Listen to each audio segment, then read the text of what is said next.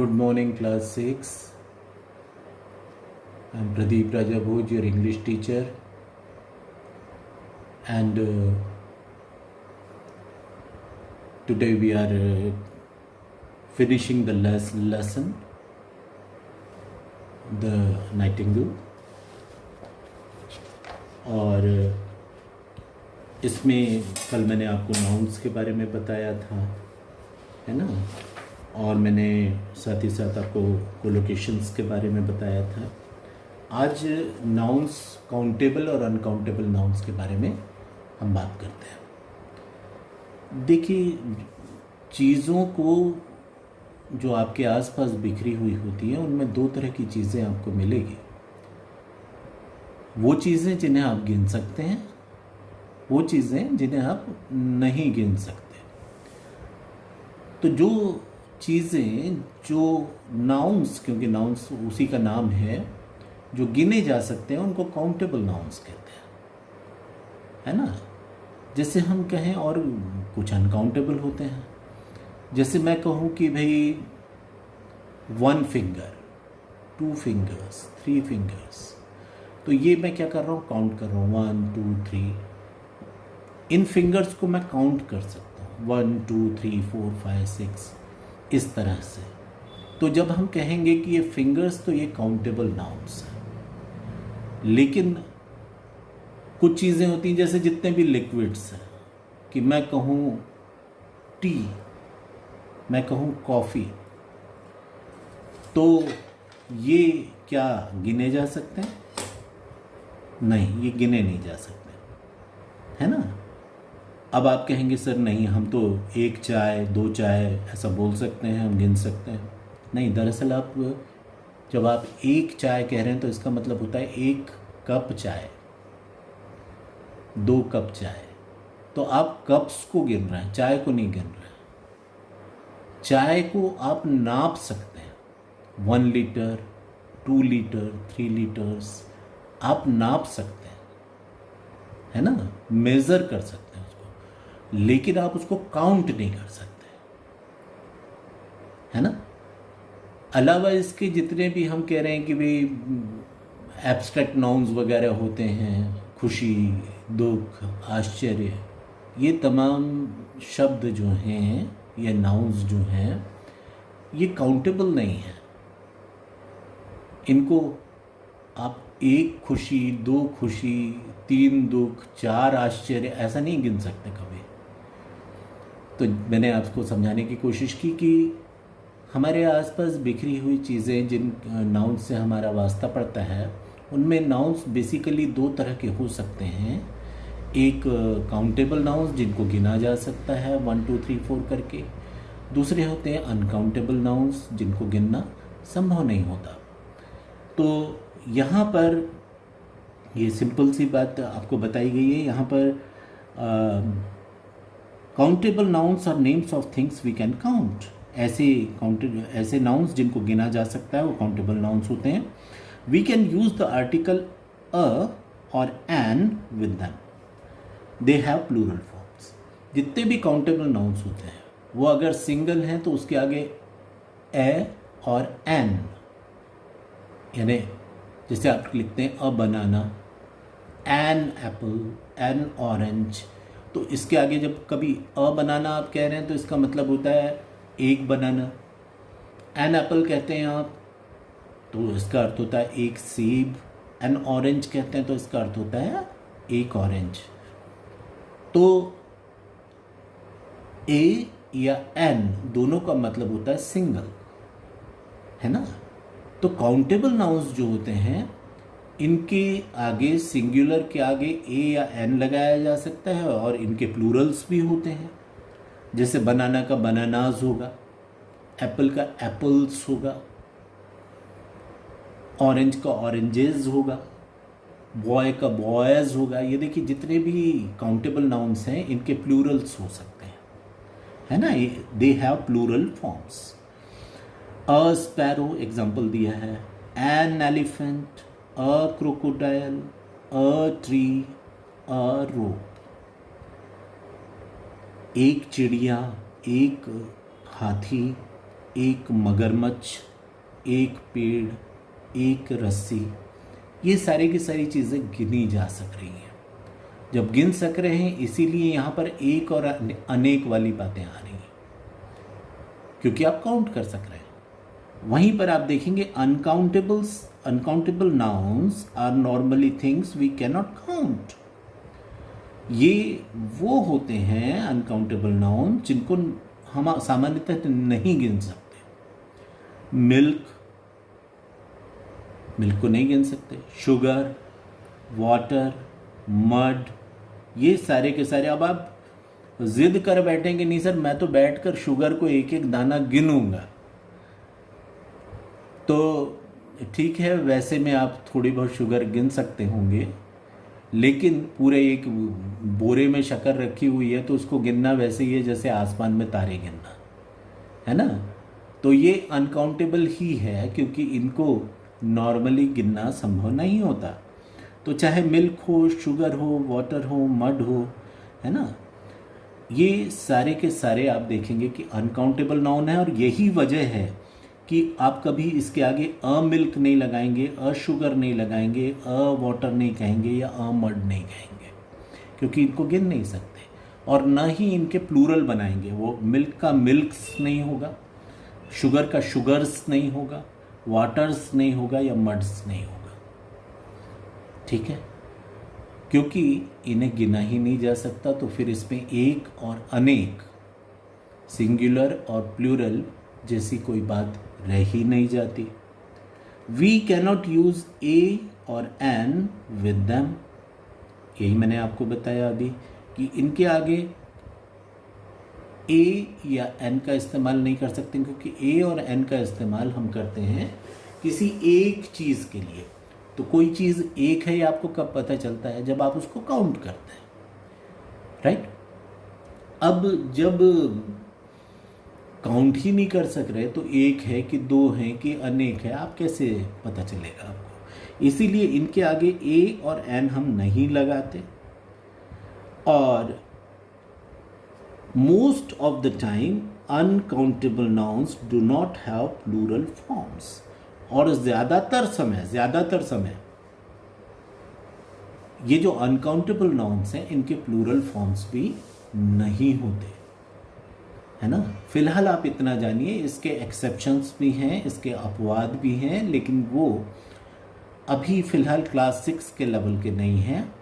जब वो आप आगे थोड़ा हायर लेवल की स्टडीज़ करेंगे तब वो सब चीज़ें आपके सामने आएगी। फ़िलहाल मान के चलिए कि काउंटेबल नाउन्स जो होते हैं उनके आगे, सिंगुलर के आगे ए और एन लगता है, इनके प्लूरल फॉर्म्स भी होते हैं।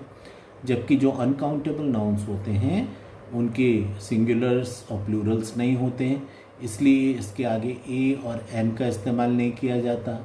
नॉर्मली इनके प्लूरल फॉर्म्स भी नहीं होते। तो ये आपको मुझे समझाना था कि काउंटेबल नाउन्स क्या होते हैं, अनकाउंटेबल नाउन्स क्या होते हैं। ग्रामर में याद रखिए कि ये तमाम चीज़ें वो होती हैं जिनको हम पहले से जानते हैं, हम इनका इस्तेमाल कर रहे होते हैं, हमें सिर्फ ये नहीं पता होता कि इनका कोई नाम भी है ना। जैसे चीज़ों को हम एक लड़का, एक पेन, 3 गांव, ये इस किस्म के चीज़ें, ताश के 52 पत्ते, ये हम सब तो काउंटेबल नाउन्स के बारे में जानते ही हैं, इनको काउंट करते भी रहते हैं, है ना। लेकिन हमें ये नहीं पता था कि ग्रामर में इसे बांटा भी गया है काउंटेबल और अनकाउंटेबल नाउन्स में। तो ये हमने आज सीखा कि नाउन्स जितने भी हैं उनको दो प्रकार में भी बांटा जा सकता है। 5 नाउन्स को 2 टाइप्स में बांटा जा सकता है। 5 किस्म के जो नाउन्स हैं उनको, एक होता है काउंटेबल नाउन्स और एक होता है अनकाउंटेबल नाउन्स।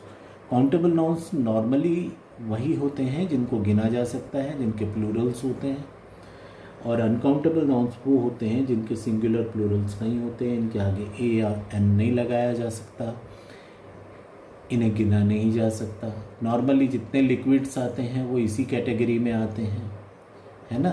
अलावा जो एब्स्ट्रैक्ट नाउन्स वगैरह जो होते हैं ये भी इसी कैटेगरी में आते हैं। अब आते हैं अगली एक्सरसाइज पर जो है बी। इसमें लिखा हुआ है read the following sentences. Mark the word in bold as countable or uncountable nouns. Write UCN or UN as required. One has been done for you. यहाँ पर ये कहा हुआ है कि नीले अक्षरों से जो ये लिखा हुआ है ये नाउन्स हैं सारे के सारे, इसको आपको पहचानना है। और अगर काउंटेबल नाउन्स हैं तो उसका शॉर्ट फॉर्म है सी और एन, काउंटेबल का सी, नाउन का एन, सी एन। और अनकाउंटेबल नाउन है तो यू और एन, इनको आपको उसके ऊपर लिखना है। एक आपके लिए करके दिखाया है, I like juice but mummy prefers A hot cup of coffee. देखिए जूस लिक्विड है तो ये अनकाउंटेबल नाउन होगा, इसलिए इसके आगे UN लिखा हुआ है। आई लाइक जूस, जूस का मतलब होता है किसी फल का रस, राइट, उसे जूस कहते हैं। But mummy prefers a hot cup of coffee, यहाँ पे कप है, कप को आप गिन सकते हैं, 1 कप 2 कप 3 कप, इसीलिए CN लिखा हुआ है, काउंटेबल नाउन। कॉफ़ी, मैंने आपसे कहा चाय, कॉफ़ी, ये तमाम चीज़ें, मिल्क वगैरह ये लिक्विड हैं, इसे आप गिन नहीं सकते। तो या कोई पाउडर है, जो चूरा कोई चीज़ है तो आप उसे गिन नहीं सकते। चिली पाउडर आप कह दें, टर्मरिक पाउडर आप कह दें, टैल्कम पाउडर आप कह दें, तो इन पाउडर्स को आप नहीं गिन सकते, तो ये अनकाउंटेबल नाउन्स होगा। तो इसीलिए यहाँ पर अनकाउंटेबल नाउन के लिए UN लिखा हुआ है। अब आपसे जो करने कहा गया है, ये नीचे 4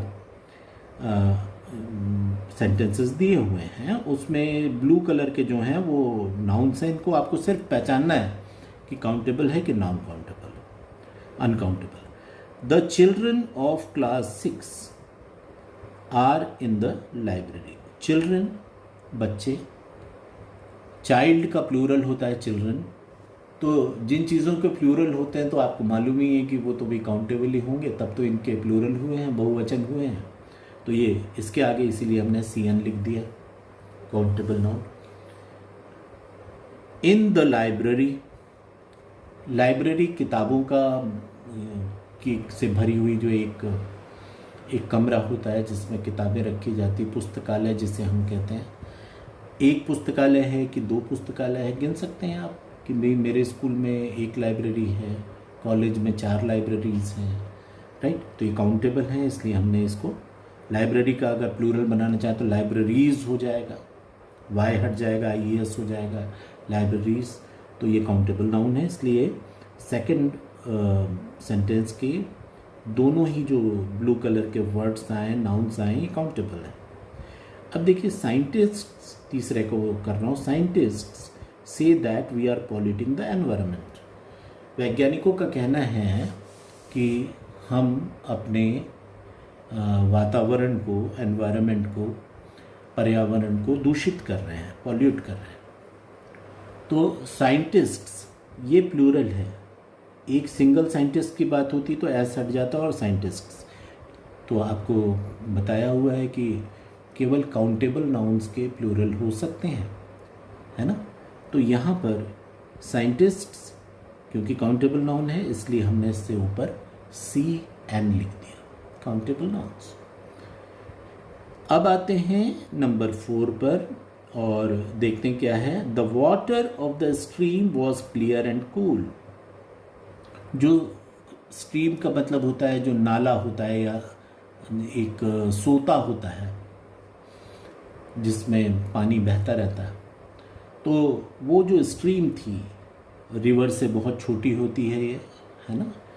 तो the water of the stream was clear and cool. जो बहने वाला पानी था स्ट्रीम से वो ठंडा और बहुत साफ था। अब वाटर के ब्लू कलर में लिखा हुआ है, आपको पहचानना है कि वाटर काउंटेबल है या अनकाउंटेबल है। अब 1 पानी, 2 पानी, 3 पानी ऐसा आप नहीं गिन सकते।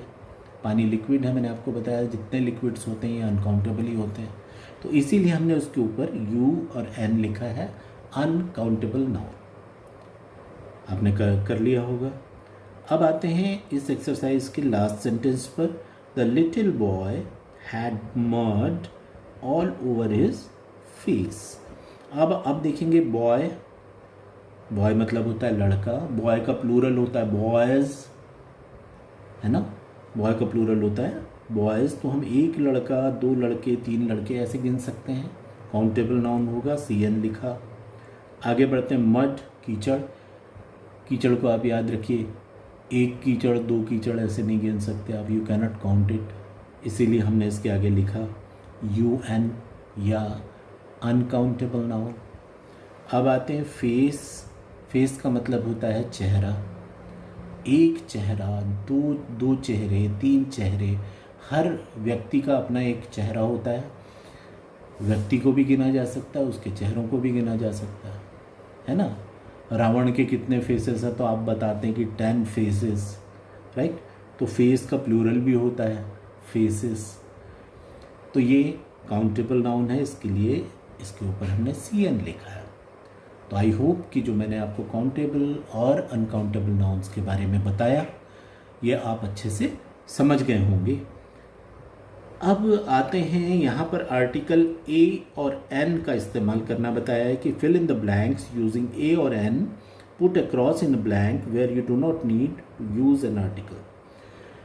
आगे की जो एक्सरसाइज है उसमें ब्लैंक्स दिए हुए हैं, जहाँ पर A और N का इस्तेमाल हमको करना है। A और N आपको बताया हुआ है कि वहाँ पर लगते हैं जहाँ पर काउंटेबल नाउन्स हो, जिनको आप जब सिंगुलर के लिए किसी एक के बारे में आपको बात करनी है तो आप A या N का इस्तेमाल करते हैं। A कहाँ पर लगता है और N कहाँ लगता है, आपको मालूम है कि जब वॉवेल साउंड आता है, वॉवेल साउंड मतलब वॉवेल कहलाता ही है जो मात्राएं होती हैं, अ आ ई उ, ये जो मात्राएं हैं ये वॉवेल्स होती हैं।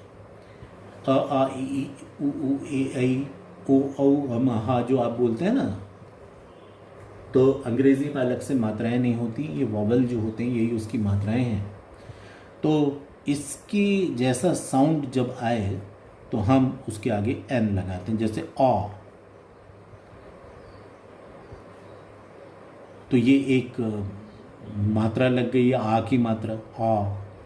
तो चलिए अब इसको भरते हैं। जहाँ पर ज़रूरत नहीं है वहाँ पर हमें कट कर देना है, क्रॉस लगा देना है।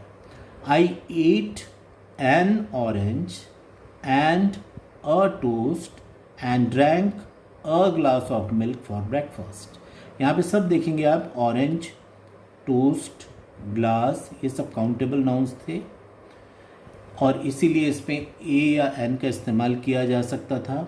अब आगे ब्लैंक में यहाँ पे मैंने दोनों जगह क्रॉस लगाया है क्योंकि मिल्क और कैल्शियम दोनों ही अनकाउंटेबल नाउन्स हैं, इन्हें गिन नहीं सकते आप। इसीलिए milk has calcium in it, calcium is good for our bones and teeth. दूध में कैल्शियम होता है जो हमारे दांतों और हड्डियों के लिए अच्छा होता है, ये कहा जा रहा है। अब आते हैं सेकंड में, we went to blank France.